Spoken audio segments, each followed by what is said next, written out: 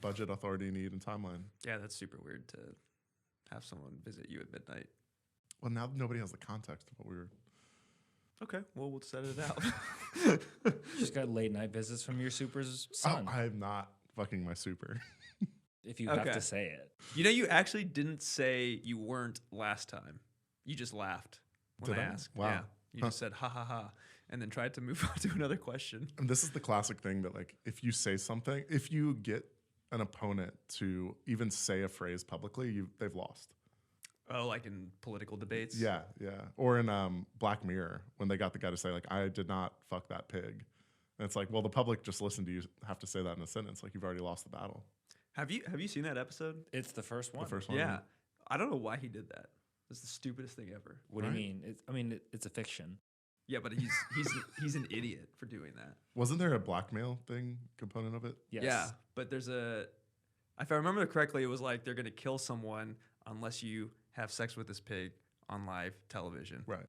What is missing from all logical thinking is that if you agree to do that, then 5 other crazies are gonna come out. That's why you don't negotiate with terrorists. Exactly. Yeah.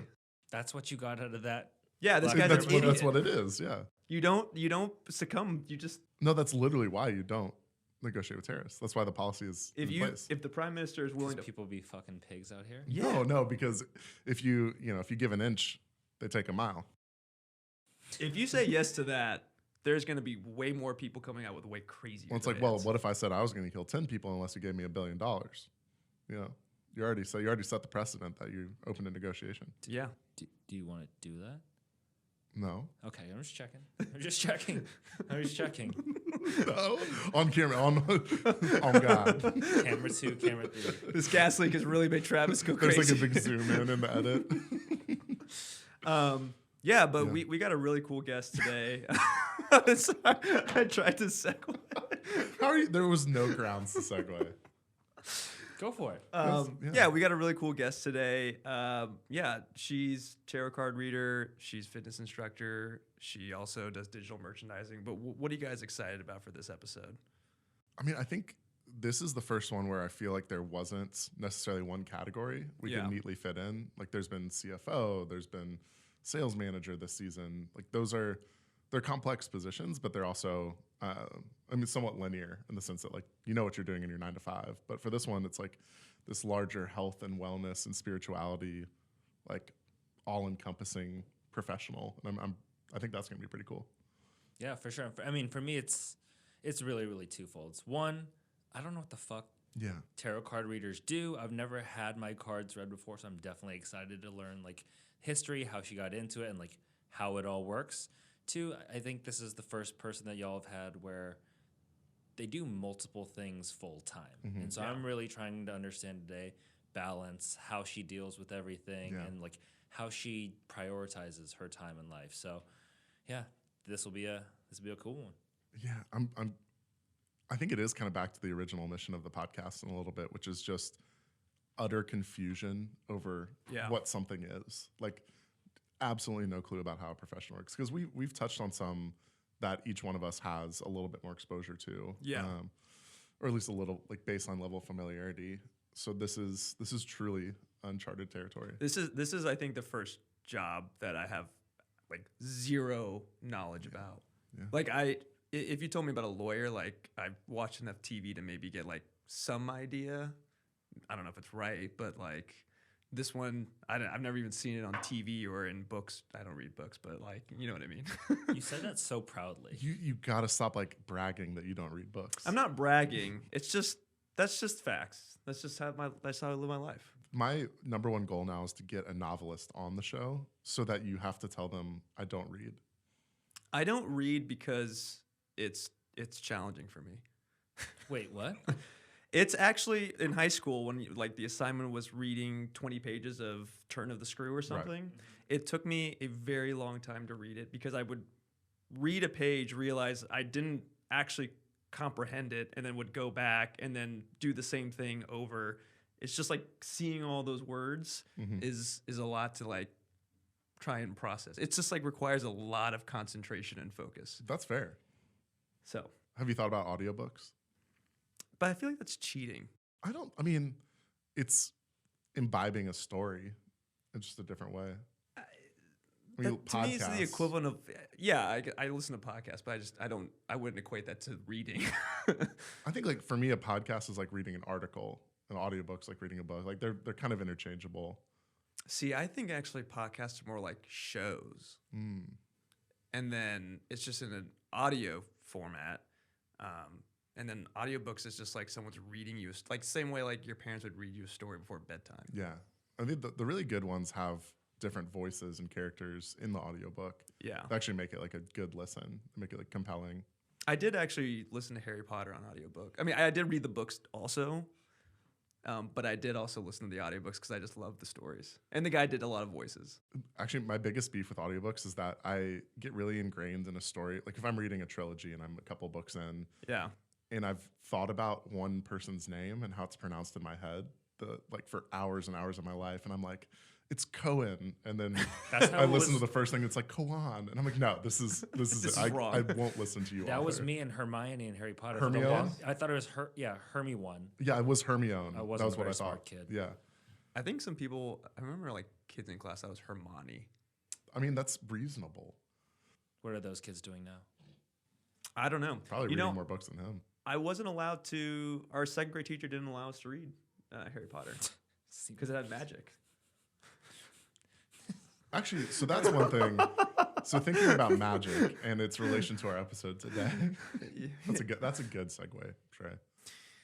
Okay, yeah, that's how you have to like have a bridge. But we were talking about the prime minister banging pigs. You can't work magic into that. It's magical to watch. I mean, is tarot magic? We'll find out. So I am really curious. I'm curious because there seems to be some level of like divinity or channeling of something outside of, like, at least in my brief reading into it, or reading the history of it. Wikipedia and listening to Alexis's other podcast that she did. So I'm curious, like, what part of it is psychology and what part of it is like extra, or like outside of the human self. Just go out and ask it. Ask her if she's magic. Is she a wizard? We can't start with "Are you a wizard?" That's making a mockery of. Unless she is. Also, it would be a witch by Harry Potter terms. Oh, my bad. Yeah, that's true. on me. That's true. That's on me. We're just a couple muggles. Someone didn't read close enough. I'm not convinced that you can read it all. I read quality over quantity. I think the worst word that I fucked up from reading and not hearing it verbalized was hors d'oeuvres, which when you read it in books growing up, it reads hors d'oeuvres. And so the first time I said the word out loud, hors d'oeuvres, somebody looked at me like I had a pumpkin on my head. That's how I felt about the word annihilate. Annihilate? Yeah, because that's how it looks. Justin, do you have a word that is kerfuffle to you? Kerfuffle. Do I have words that are... It's not like words that confuse me. It's everyday words that I use a million times a day that sometimes I'll look at and I'm just like, there's no way this is spelled like this. Oh, 100%. Yeah. I for some reason, I looked at school and that... Like, you're like, this doesn't when make you sense. look at it like so many times, you're like, that doesn't seem right. Yeah. Yeah. No, I got you. Neighborhood fucked me up the other day. Now we're just talking words. 3 dudes talking words. This is the best way to spend a Saturday morning. Yeah, I love talking to lexicon.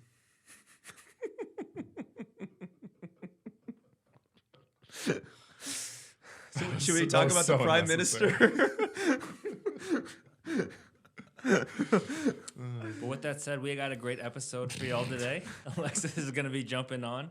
Yeah. I think if we're ranking segues, I was number 1, Justin's number 2, Shrey's number 3. Prisoner of Azkaban's the best book, number 3. No, the second book is better. It's a terrible take. No. It's a terrible take. Speaking of... Get out. Everyone's going to be like, they've like segued 4 times, and we don't know when this interview is coming. It's not going anywhere. I think you do have bad takes in movies. Oh, shit. The fun part is that I've never really given my true takes on movies to you. I've just dug myself in really stubbornly for the past few years that like it is enjoyable to see you get frustrated. Someone saying that Attack of the Clones is the best movie. I know, even if it's a joke, it just like offends me to my core. Which is why I like to say that Thor 2 is a top 5 Marvel movie. Yeah, I know you're joking. Just asking to get hit. Yeah. Even Chris Hemsworth probably would hit you.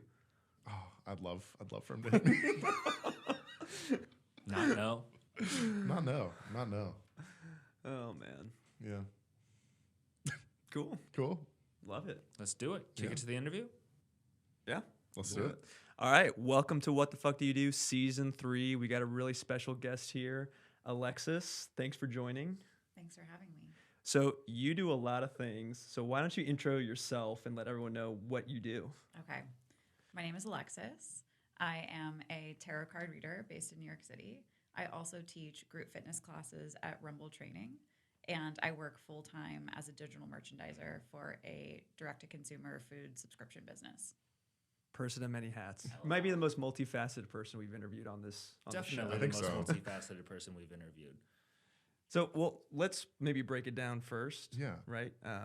I think the first bucket there is what I was personally really curious about coming into this, because I have no experience. I have really no fundamental knowledge. Could you give us a little bit of a description? Like, what is tarot card reading? I've heard you describe yourself as an intuitive tarot card reader. What does that mean to you? And like, how did you get into that as a profession? Yes.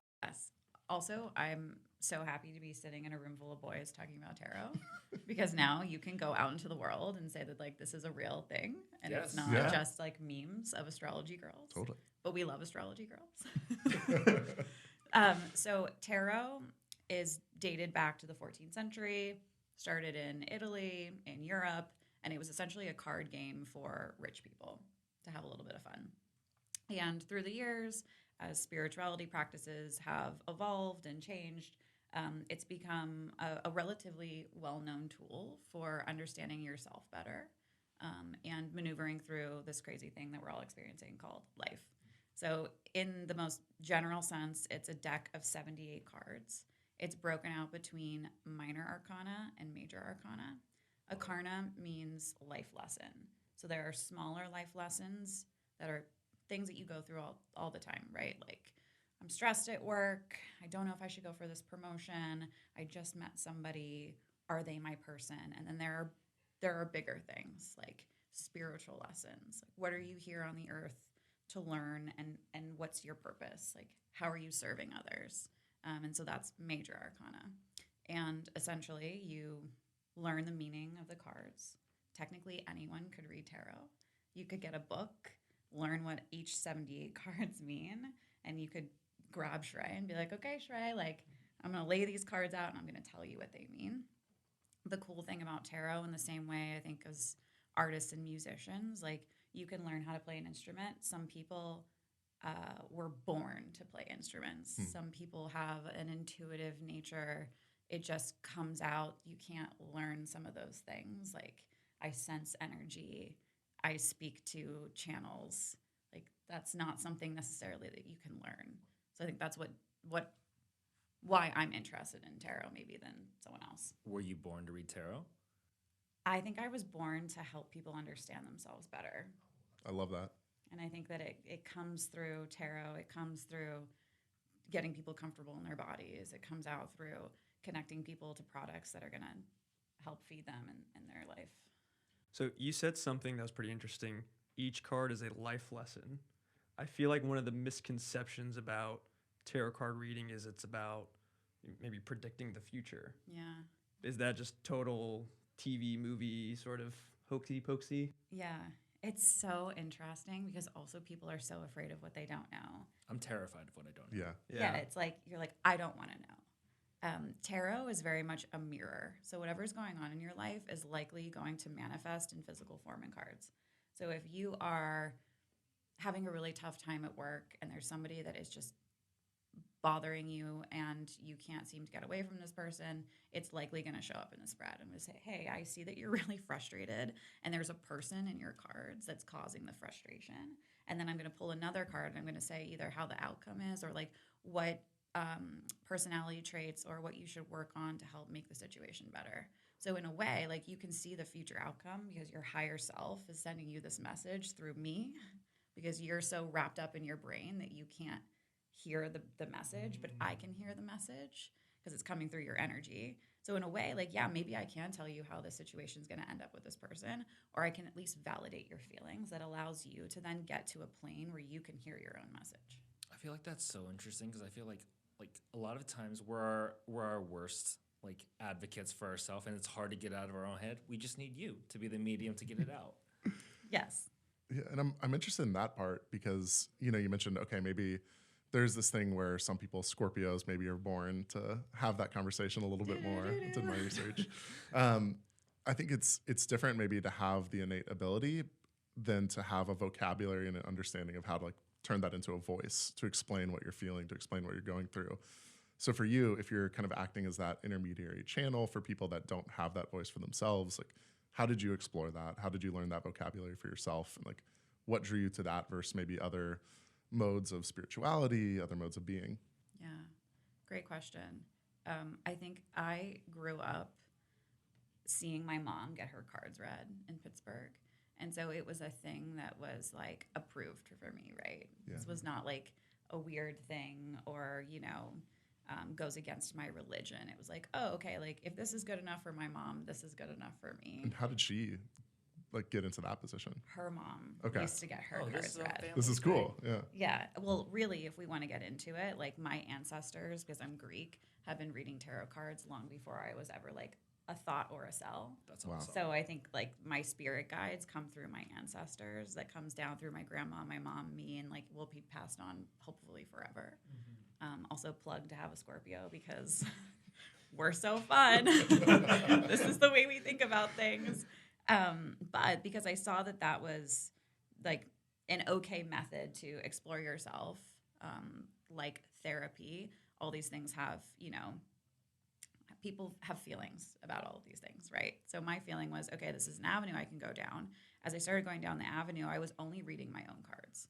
And I think a lot of tarot readers, I'm going to make the assumption, start out just reading their own cards. And you learn how to deal with what's going on in your life. Little things, big things. Why do I do this? Why do I self-sabotage here? And as you start getting more comfortable, you're like, okay, I want to read your cards. Or a friend will come over and be like, can you pull me a card? And you just start getting more comfortable. But I've been reading tarot cards for probably 10 years, and I didn't start doing it professionally until last year because it takes a lot of guts to put yourself out there to have somebody either say, like, that didn't resonate at all, or, like, I don't believe in this, when it's a tool that I've used my whole life to really I am the person I'm sitting here today in part because I have this in my toolbox. And so sometimes I think when you do things professionally, you lose a little bit of what it means for yourself. Yeah. And so that's a careful line that I walk or balance. But I also think to your question around like the voice and the tone, it's something that I notice of myself when I'm reading cards. It's almost like I'm not speaking. Mm. Like it's coming through me. Yeah. And I can't necessarily control that. And so I think that's why some people are better tarot readers than others, because it's either a voice that's flowing through them or they're forcing it potentially, or they are just so focused on like, I want you to have a great experience. So even though a couple of these cards are telling me that like maybe there's potential heartbreak happening or like an unexpected obstacle is going to be coming your way, I'd be like, oh, everything's great. Yeah. Like you're fine. Yeah. So what drove you to pursue this as a business if you've been doing this for 10 years? Yeah. It's so funny. Like, I honestly don't know. Okay. I feel like because I have my other two jobs and I really like to be busy, I think like if I want to help people understand themselves better, it's constantly taking different shapes and forms. And if I feel that I'm not doing that enough in the other facets, I have to open another pathway. And so I almost felt like last year I was doing people a disservice by not offering this and like only keeping it for my close circle. And I was very validated when I launched my business that I had so many clients. I did a party for Universal Studios right away. Wow. People were like, this is amazing. That's I literally amazing. predicted this woman was pregnant at the party and she was like, I just found out I was pregnant. And I was like, okay, I can do this, Yeah. And I feel happy when you serve others and they meet you and they're like, yes, this is what I needed. You just want to keep doing more of that. So Yeah. I think I launched this business and who knows like how this will transform in the future. But when you are hooked like that, you just have to keep opening yourself up for other people. I love that. I mean, I think also one thing that I was interested in is like, you said you've been doing this for 10 years. You just started your business. Like, what does practicing tarot look like? How does someone become a better tarot reader? Because you said like some people are forcing it, it comes through other people naturally, but for you, like, how did you hone your craft when it came to like opening your business? I'm still figuring it out. I think the best piece of advice for anybody interested is to buy a deck of cards and just look at them. And if I'm looking at a card, I'm like, what does this say to me? Not worried about, let me open this book and read the exact meaning. Like, how do I feel about this card? And that's where your intuition starts to come into play. Because if you're looking at a card and you have a unique story, like that is your unique perspective and what makes your readings different than somebody else here that maybe is potentially just like reading the book verbatim. And as you start to allow yourself to tell stories, the stories build. And as you pull more cards, the stories get more complicated, because each card has a meaning, but the meaning changes based on where it is in the spread. The meaning changes based on what cards are around it. And so it has to be this fluid, like I can look at 16 cards and be like, oh my God, you have imposter syndrome. I do. Like, We've known that about all of us. Yeah. Not like, okay, well, each of these 16 cards has this individual meaning. So like, you just have to play around. Well, I'm so curious there. I think this is where personally growing up, not being exposed to astrology, to horoscopes, to anything like tarot card reading, like I struggled with separating kind of impartial readings from like confirmation bias with myself. So this idea of like, what do I want to hear? Like what is going to make me feel better in this moment versus like maybe what do I want to avoid hearing? If I read, 7 to 10 predictions, I think my mind naturally goes to the 3 ones that I want to hear about myself. Like how do you balance that in your own work or even your own personal readings? Yeah. It's funny. Your higher self will always pull through. Your gut. Yeah. Your ego will be stomped on in a tarot reading. You're like, I want to hear that my life is perfect and I'm going to get the promotion and my parents are healthy. And I'll lay out the cards and I'll be like, oh, okay, I got the Tower. Shit's going to go down. Like, thank you for this message. What can I learn from this? Instead of being like, that's not what I wanted to hear. Let me pull again. Because sometimes it actually is really tempting, especially if I'm reading for a friend, which is why in a way, after opening my business, I feel my readings have gotten so much better because there's no pressure for me. I just speak. But with my friends, I'll be like, oh no, the 3 of Swords. I'm like, hey, okay, so like this isn't bad, but here are some things to think about. I feel like that you would put your own spin on it because they're your friend and you don't want to deliver. Like soften the blow a little bit. Yeah. Okay, so going back to give me the business side, how do you convince people who are skeptical or who are fearful, as potential clients? How do you kind of get them to warm up to tarot card reading? Is that even your job in your sense? Like, do you want to be? So I'm not. Yeah. Okay. So this is also really interesting. I think and I'd be curious if when you hear tarot card reader, what do you think? Like, how would you go about that? Like, how would you find one? I don't know. Maybe I guess if I saw one like an office on the street, kind of like I saw a psychic's office. And like, how likely would you be to just roll up? Probably unlikely. Yeah. Yeah. Okay. So this is the barrier to entry. Is like, first I have to admit that I'm interested in this thing that's like witchy and scary and people like potentially are going to make fun of you for. Second, I have to go out of my way to find somebody. Hopefully they're legit. It's not a waste of money. And then third, I need to make an appointment and physically commute. Like that's a ton of barrier to entry. So my business model is I'm purely on Instagram. You find me through word of mouth. You've only found me because a friend was like, hey, I just got an amazing reading. It gave me a ton of insight. I either want to gift this to you. I do a lot of gift readings, or I think you should reach out to this woman and book a reading. So you'll reach out to me on Instagram. You just DM me. And you're like, hey, I don't really know how this thing works. Can you explain it? I'm like, yeah, it's as easy as 1, 2, 3. You Venmo me some cash, and I film you a reading, and I DM it to you. Oh, cool. So it's yours to keep. I love that. You can meditate on it. You can return to it. You could put it in the trash if you don't like it. But there's almost zero commitment to you to have to go somewhere, travel, do research. It's like somebody I trust told me about this person. I'm putting my trust in this person. I don't even have to get up off my couch. And where can we find you? You can find me on Instagram at Mediterranean Magic with a K. Perfect. Love it. That's so cool. I've actually is that the first type of like business model? I feel like I've never heard of that, but it sounds like yeah, you're gonna get sort of people who are obviously committed and bought into it, and then it's low effort on their part to Makes a actually lot of like sense. participate. Yeah. Yeah, totally. I think a handful of other readers do something similar, but I think I don't promote, which feels most authentic to me. Sometimes I actually, as a business, you should promote. Yeah. And it feels counterproductive to be like, oh, well, how am I going to book readings if I'm not promoting myself? But I'm really only interested in helping people who are ready. I don't want to force somebody to be open to their higher self if they're not ready, because I think the outcome doesn't make sense. It's like forcing somebody to go to therapy that's not willing to hear what the therapist has to say.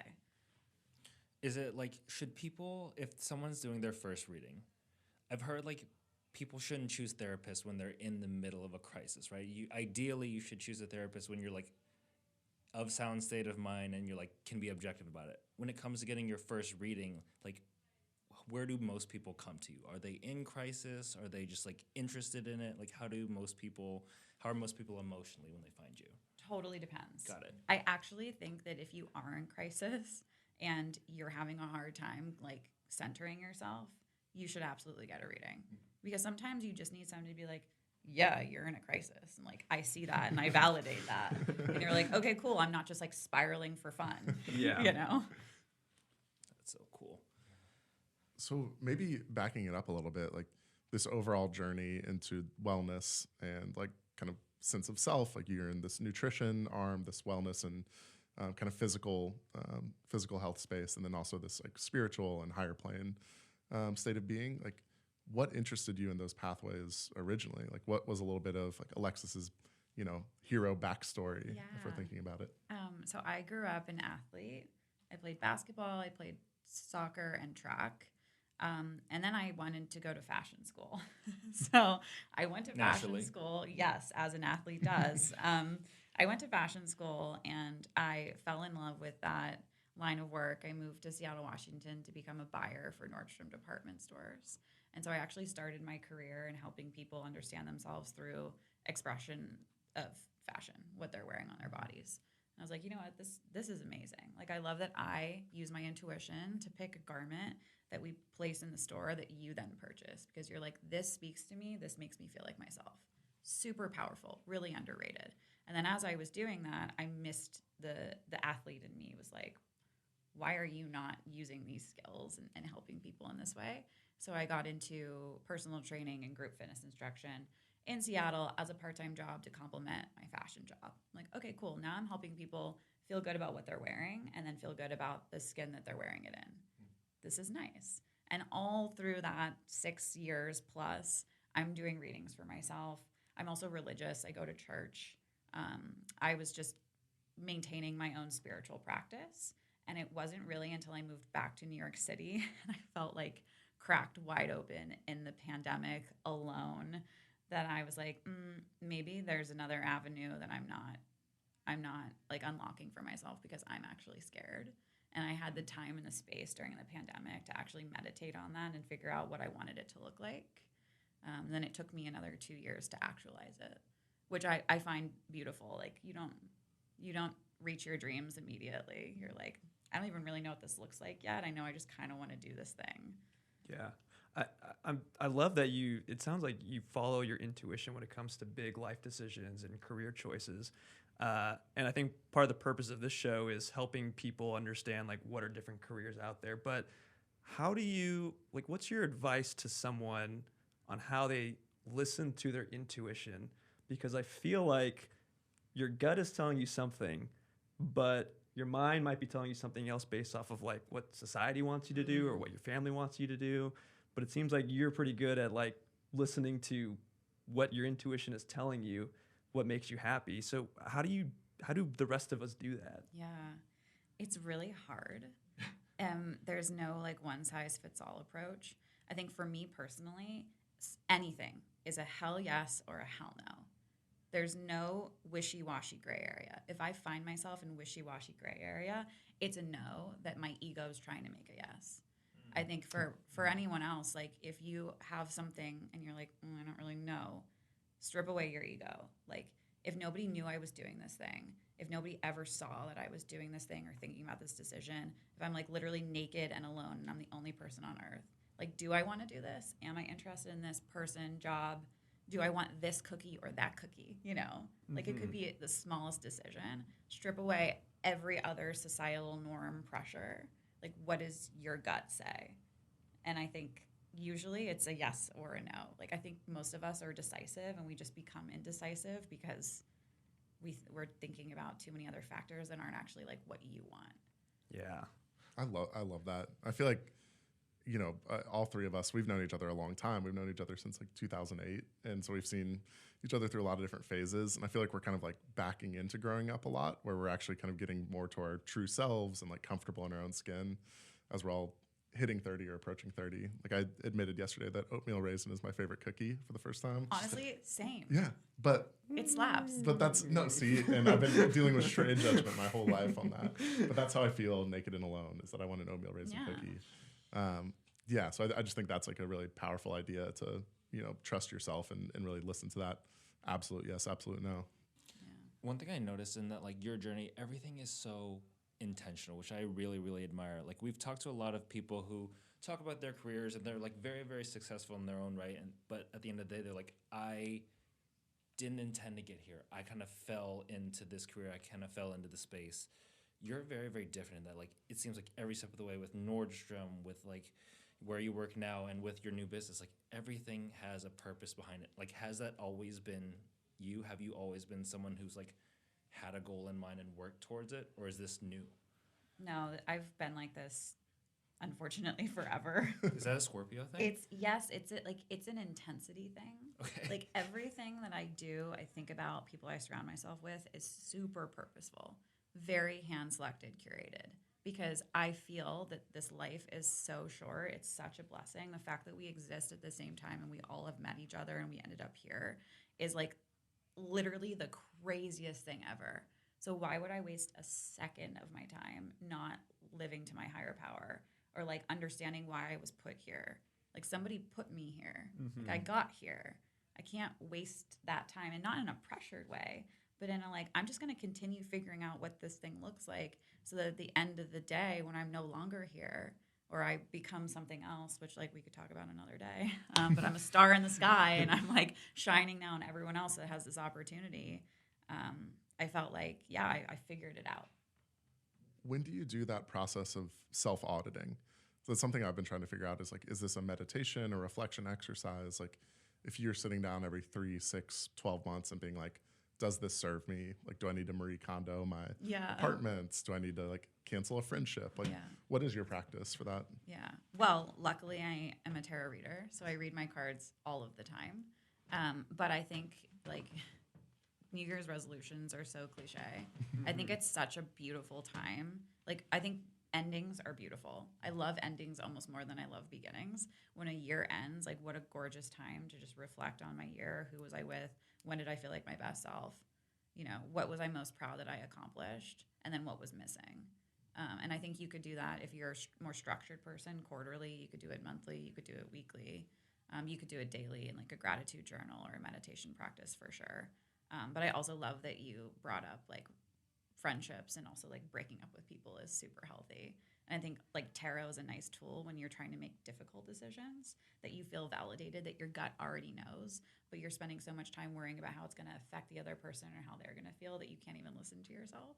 Like that's a great example of a situation where tarot is a helpful tool, because you pretty much already know like who you want to surround yourself with and who you don't. So if you're in like the wishy-washy gray area, it's probably a no. Damn. Yeah. That's super cool.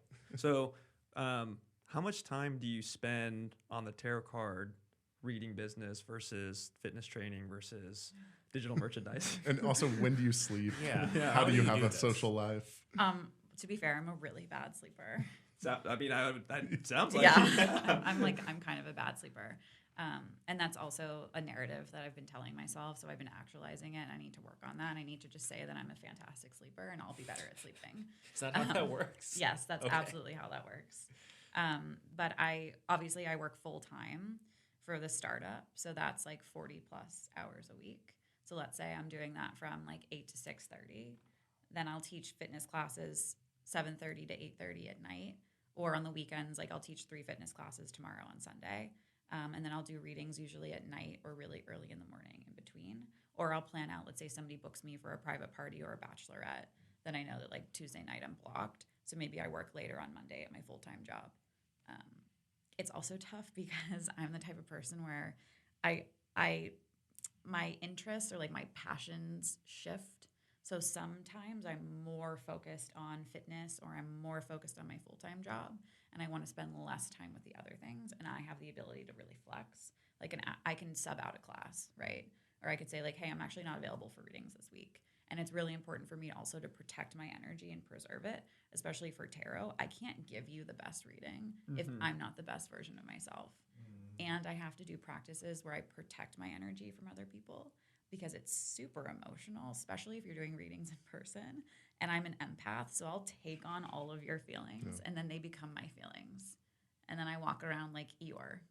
That sounds exhausting. I mean, I think there's a reason there. Like most therapists spend an hour between sessions reflecting, and then they go to their own therapist just as much as they see clients. Like you have to have that time to recharge and not take it home with you. And you know, you're going to hear like life crisis and people's like really vulnerable secrets and fears and hopes, and that's a lot to carry. Energy is sticky.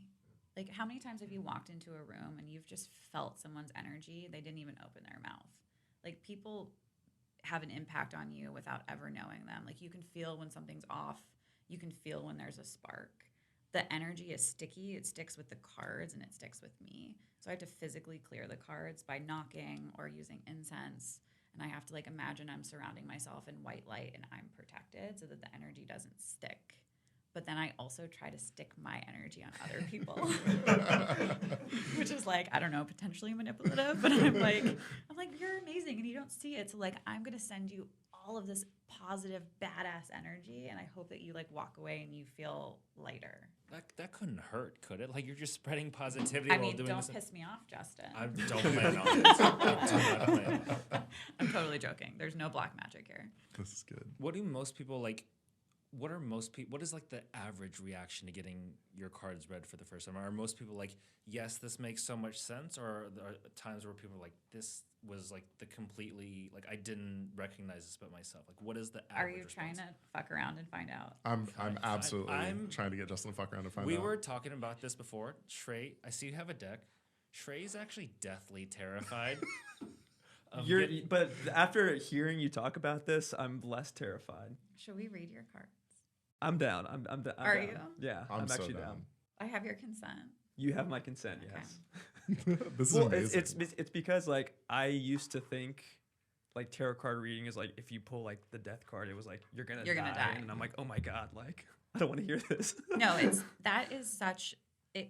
probably the main misconception is that the cards are literal and that there are bad cards and good cards. The death card is my favorite card in the deck because it's transformation. It's like, wow, something in my life is shifting and making room for me to grow and reach a next level. Like Shrey 2.0 is on the other side of this card.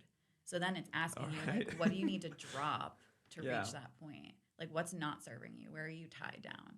Have you asked yourself that? I love that. I feel like this could be good for you. This could be really Yeah. Are there tarot card readers though that maybe do take it literally, that are maybe quote unquote frauds? I think there's scam artists all over the place. Yeah. For sure. And I think scam artists are drawn to tarot, drawn to psychic readings because it would be relatively easy to make it up.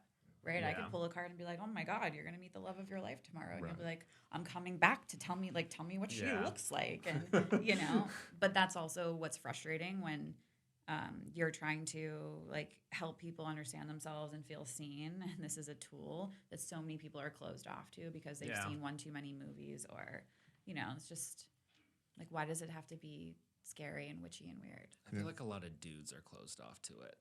I mean, should we talk about dudes? Yeah. I don't mean to like bring up dudes just in general, but like I feel like Why not? when we were growing up, like I didn't know what tarot was. I didn't have any like conceptions of it, positive or negative, and I feel like just like if I had brought it up to you all in high school, like, hey, I got my cards read, I feel like that wouldn't have been cool. Yeah, and we also grew up in Texas. We grew Yeah, up like that in wasn't- pretty like masculine settings or like Yeah. traditional toxic masculine settings. Yeah. So yeah, I'm curious. Like, do you see that as a trend across like your close connections and network? Totally. Yeah. And I think so much of our lives is fear based, particularly if you are religious. You know, tarot, people will say it's like the devil's work, you know, like you're channeling Satan, you know, or if you identify as male, like masculine energy, like emotions are not traditionally masculine. Mm-hmm. So That's dumb. it is So dumb, dumb. but it also is like we're afraid. We're afraid of what people think of us. We're afraid to like go against the norm. We're afraid that we're gonna go to hell. Like we're just terrified. We're so terrified that we don't even want to hear like how we could be better. We'd rather not know. Yeah. It is funny when you flip it on its head. It's like self-improvements, being a better person, like Yeah. better friend, better partner, better like family member. It's like, Not manly. that's not manly. Yeah, like, but you're so down to do your annual performance review at work and get your promotion or your bonus, but you won't do that personally. I've Do you never think thought it's- of it like that. Yeah. Yeah. Do you think it's just because people are afraid of their flaws? Like it's the insecurity about it, and they're afraid of confronting them or confronting difficult things in their life? I think, hot take, I think people are afraid of who they really are, or they're afraid that they don't actually know. I think so many of us have spent our entire lives building this facade and this barrier and curating our friends and curating our life, that if we really sat down and asked ourselves, like, strip it all away, like, who am I? We couldn't come up with an answer. And they don't want to go there. Yeah, I think the flip side, the one that I've like worked through in therapy and talked about more is the first part of that of like, oh, if I express my true self, then I'll be alone, or Right. then like people won't like it or won't be validated. Yeah. Yeah, And that's a that real shows thing. up in so many ways. It shows up in your profession. It shows up in your dating life. Like, so many people settle. Yeah. You know, it's real. Okay, Okay, Shrey. I'm ready. Yeah, Yeah. Shrey's in a good headspace now. Can you walk us through what yeah. you're doing? Also, because some people will be watching on video, some people are listening on like Spotify. So we'll get our little Okay. read through guide I'm here. ready Yeah. for your first reading, Shrey. I'm so excited. Okay. So, first things first, I cannot tell you your future. Okay. I can't tell you if you're going to die. I don't know people's names in your life. I'm not psychic. I'm not a medium. Like, spirits are not coming and sitting down and chatting with us. Okay. Like, maybe they're chatting with me and then I'm just chatting with you. Casual. Okay. The way the tarot works is I could choose to pull a bunch of cards for you and just tell you what they mean. Mhm. Or you could choose to ask me a question. Like, you could say, Alexis, I'm having a really hard time in, my career right now. And I feel like maybe I actually should be trying to look for a new job, but I'm afraid because we're potentially going to a recession. Like, is it a good time to look for a new job? Is it not a good time? If there's a specific question, like I'm dating somebody, I want to know if they're the one. We could pull a card and see what the card is to maybe give you an indication. Or it could be like, I have 0 questions. I just want to see what happens. I don't have any questions off the top of my head. Okay. So maybe we'll just go with the cards. Okay. Okay. So this is my deck of cards. I'm knocking on it 3 times. I'm clearing energy. I'm going to shuffle. As I'm shuffling, I need you to just be like really relaxed and open to any potential Okay. like messages that come through. Everyone just relax. Like, try not to have any expectations, but Okay. also if there is something that you're like, I don't really want to say this out loud, but I'm hoping you touch on, put all of your energy in that place. Okay. All right. I'm open. The cards are Think. sticking. The cards are pretty. Ooh. Are you ready for Shrey 2.0? Yeah. Are we? We're not friends anymore. Yeah, please don't tell him to like cut friendships and end his podcast. And this is the last episode of the podcast. Thank you so much for listening. All right, so this one card just came out of the deck, which means that this is a message that's absolutely meant for you. So we're not going to touch her. We're going to now choose from the top. The Sun, the Tower. Okay, wow. This is a reading about your career. So you have 2 major arcana cards and you have 2 minor arcana cards. Okay. The way that this works is the minor arcana cards, you have pentacles. Pentacles are career, money, finances. So this is your career. Okay. The order of the cards is telling the story. So there was a moment in time where you were really feeling confident, like literally it was your time to shine. Okay. Maybe you got a promotion, maybe you were just crushing it at work. You were just feeling confident. You're like, yeah, this is the right path. Yeah. There was or there will be some kind of shakedown. Okay. And the obstacle is only for your higher power, your higher self, but it will feel unexpected. And maybe this has already happened, but it will be kind of like, oh my God, why is this happening to me? Like I thought that things were going well, or like I thought that I was crushing that project. And then all of a sudden I feel like I'm starting over. And you're building. So you can see how this man, this is the Eight of Pentacles. He's really just focused on his craft. Yeah. Like he is grinding. He can't even look up and see how much money, how much success is, there for him that he's built because he's so heads down. And on the other side of that, like really rebuilding and starting over, you have the Four of Pentacles, which is you now actually like holding what you've built and recognizing that you reached the place that you got through this mess and you're succeeding. More money, more success. I mean, this is like so clearly a reading about your career. I'm curious if it's resonating. I'm curious like what the shakedown is / could be. But wow. And then we have the Death card, which you manifested by bringing it up earlier. Yeah. Which happens so often. The thing that we're the most afraid of always comes out. And so this is essentially saying like, while you'll get through whatever this hardship is and you'll rebuild, there's always another thing that you could be dropping to continue living in this space and not like reverting backwards. Yeah, this is kind of resonating. Is it? Tell us how. I mean, I feel like you were about to say something. I feel like she just fucked you up, dude. Yeah, I guess in my job, so for the last 7 years, I've been kind of doing the same job, and I've been trying to kind of figure out what to do next. And I've been trying to actually go maybe towards a creative design type of role, which has been different than kind of the strategy position I've been doing. But it does kind of feel like I'm having to take a step back or start something new. And then also I feel like, I don't know, I maybe have other projects that I'm working on, like maybe the podcast, or maybe it's music where I'm just heads down working. And I don't necessarily actually recognize some of the things that I have done. Yeah, I don't know. This is there's definitely some corollaries of what you just pulled and what's happening in my life. So as you're opening up and you're talking, I'll pull more cards, and I pulled the Seven of Cups.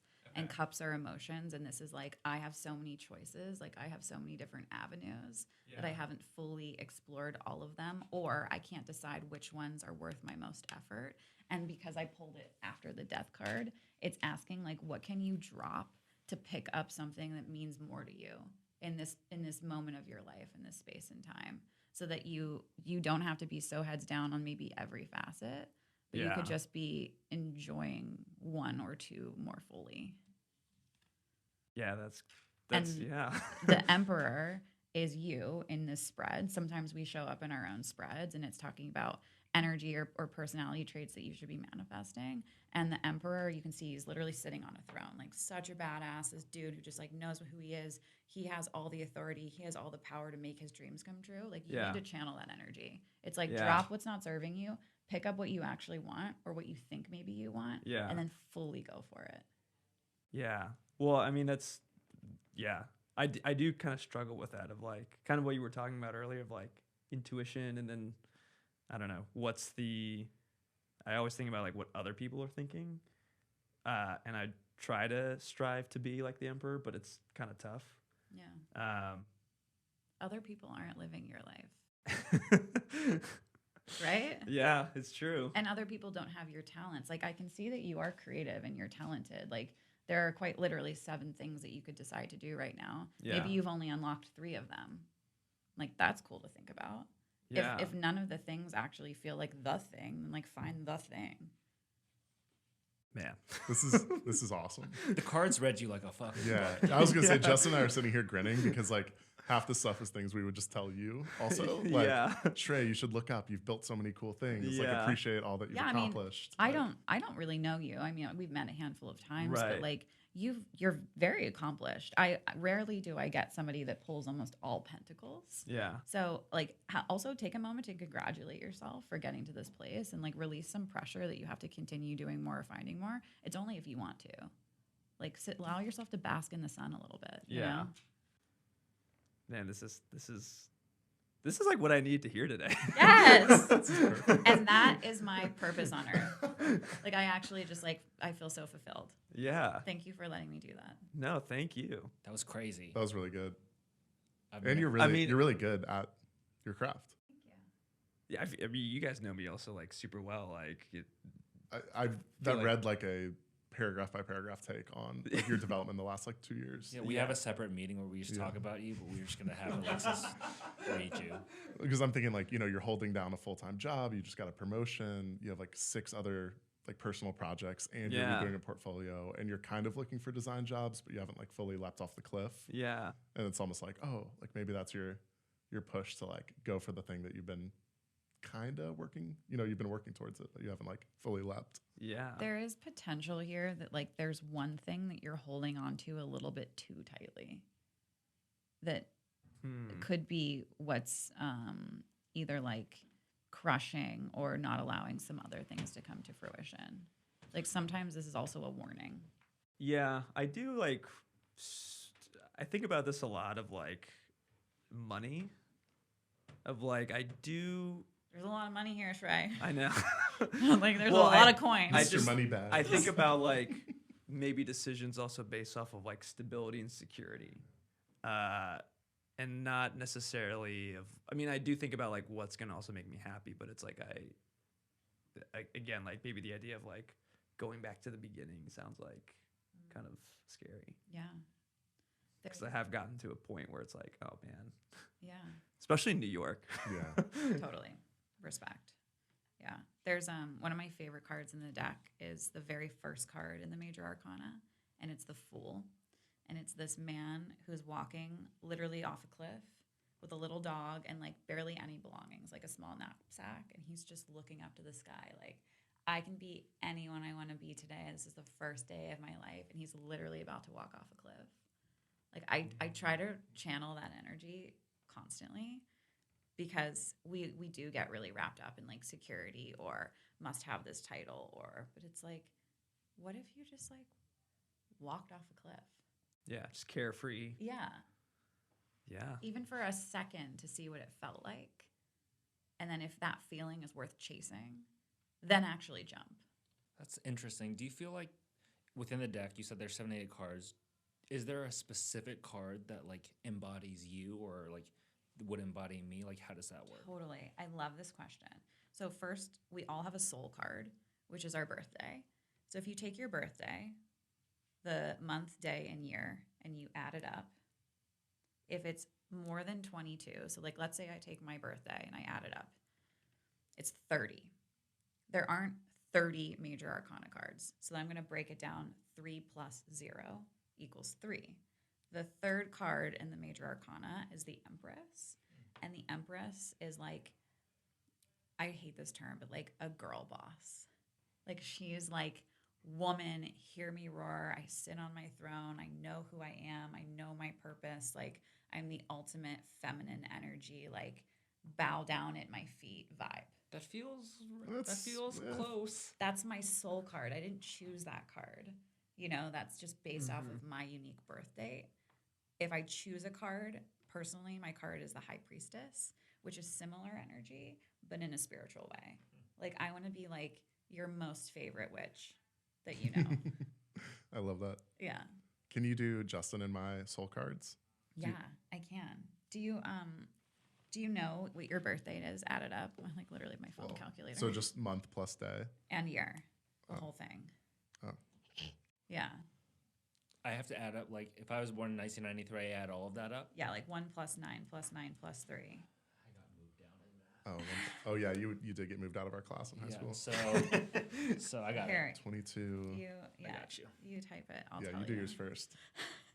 The suspense. 60. Okay. Okay, cool.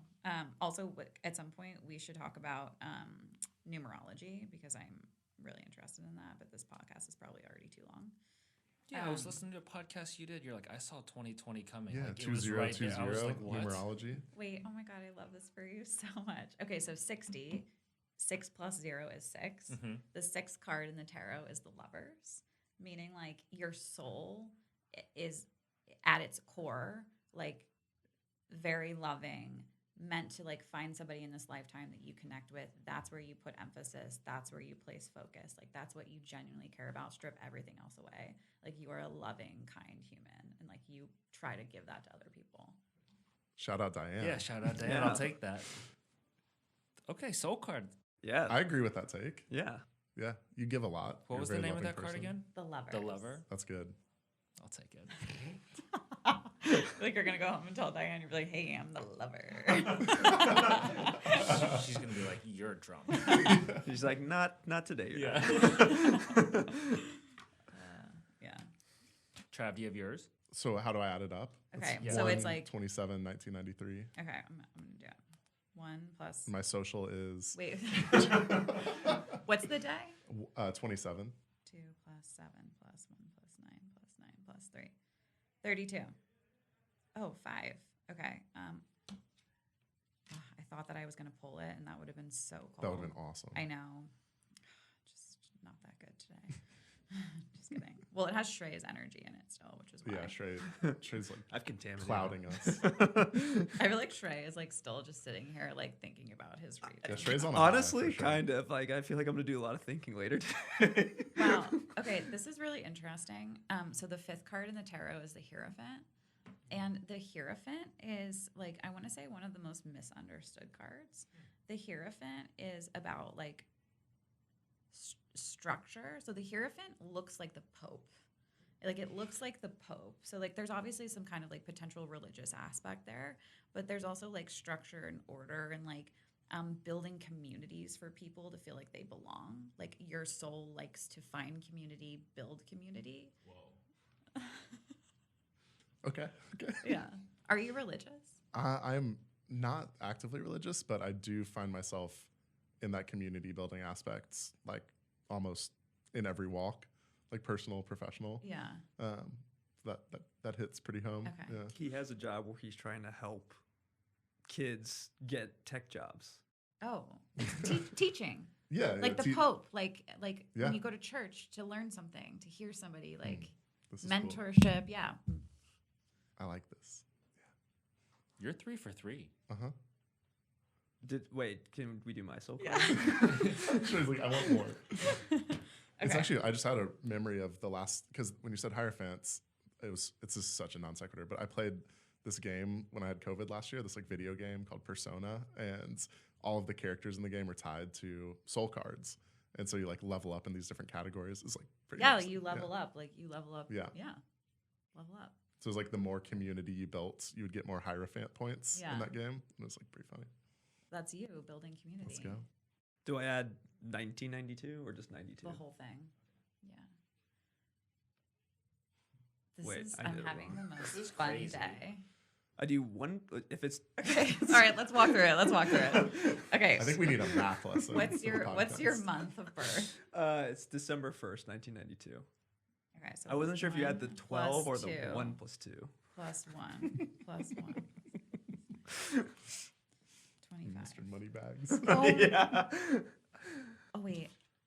Oh, that would have been so cool. It's 7, and this is 8. But I had just read your card, so I was like really trying to make that happen. Okay, 7th card in the deck. The Chariot.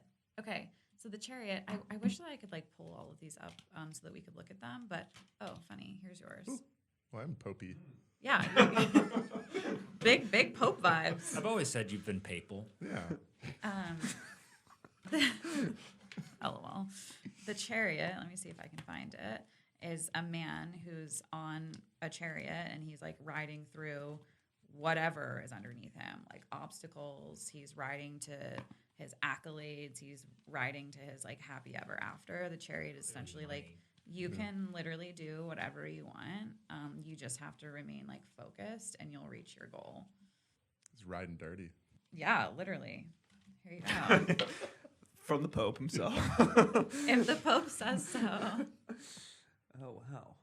That's a cool card. It is a cool card because this is a card that like you hope to receive after a period of like trials and tribulations.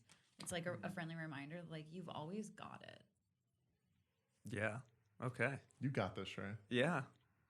I need to tell myself that more. Yeah. How does it feel knowing you're going to be rich? Yeah. Hella Or rich. But no, is this- the is rich this- is pre-change. Is this literal wealth or is it like just Pentacles. like It's rich in life? abundance. Okay. Oh. So what does abundance mean to you? Is it money?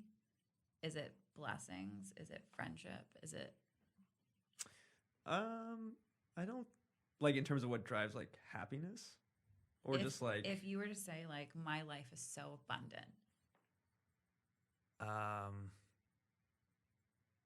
I wouldn't say money. I feel like it would be I don't know, maybe like passions and like friendships. Yeah, like projects you're working on. Yeah. Like people you're building it with. It's a pretty good sign. It's a Yeah. misalignment. Yeah. This was the Saturday boost you needed. Yeah.